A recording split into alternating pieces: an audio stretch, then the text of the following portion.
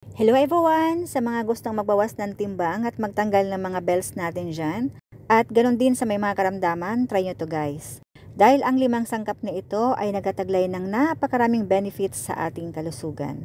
Nakakatulong ito mapababa ang ating timbang, blood sugar, blood pressure, cholesterol, anti-black, ayan sa ating mga bara-bara sa dugo, natural antibiotic. Nakakatulong din ito kung tayo ay may mga skin infection, respiratory problem, nag-boost din ito ng ating immune system at marami pang iba. Ang ating mga sangkap ay garlic, lemon, ginger, raw unfiltered apple cider vinegar, at organic honey.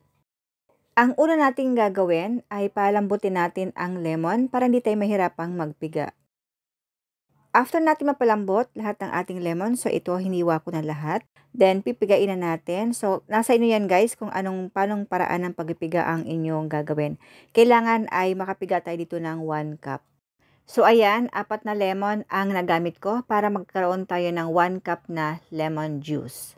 Pero siguro depende yan sa laki ng lemon.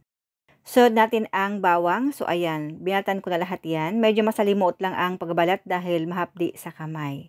Mag-gloves kayo kung magbabalot kayo ng ganito karaming bawang dahil pwedeng masugat ang inyong mga daliri. Pipigain ko lang to sa ating juicer. Kahit anong juicer ay pwede kayo gumamit basta mapiga ang inyong bawang. 1 kilo ito, medyo marami kasi kaunti ang kanyang katas. Kailangan makakuha tayo dito ng 1 cup ng garlic juice. Isunod natin ang luya. Mga 1/4 kilograms lang ito ang kailangan natin dahil marami itong katas. So ayan, mapapansin nyo, kaunti pa lang ang naisalang ko pero sasapat na ito para sa 1 cup na ating kailangan.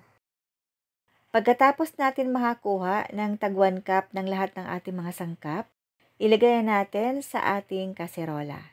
Iisa-isahin ko para malinaw sa inyo.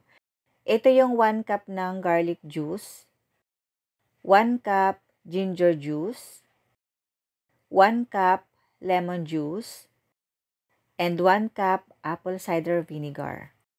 Then, pakuluin natin ito sa low-medium heat for 30 minutes. Tuloy-tuloy lang ang halo upang hindi masunog. Normal ito habang naluluto ay nagiging color green dahil ito sa garlic juice. May 3 paraan kung paano ito inumin. First, pwede nyo ihalo sa juice. Second, pwede nyo ihalo sa warm water lalo na sa morning. Third, straight by mouth without adding anything else. 1 to 2 tablespoons in the morning and 1 to 2 tablespoons at night. After 30 minutes, ahunin natin sa apoy at hintayin natin na lumamig. Once na lumamig na ang ating mixture, mag-add na tayo ng honey. Dapat ay 1 cup yung ating honey. Dahil sa tingin ko ay masyadong matamis, kaya 1/2 cup lang ang aking ilalagay. Pero depende sa panlasa nyo, pwede din na 1 cup ang inyong ilagay.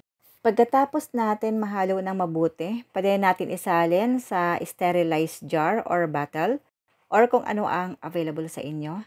At ilalagay natin ito sa refrigerator. Tatagal ito hanggang 6 months basta nasa loob ng ref. Dahil ang natural citric acid from the lemon and natural sugar from honey ay parehong nagsisilbing preservatives. At habang tumatagal ito sa ating ref, napi-ferment ang ating syrup kung kaya't nagbibigay ito ng mas mataas na mineral at antioxidant profile. Thank you for watching guys and stay healthy everyone!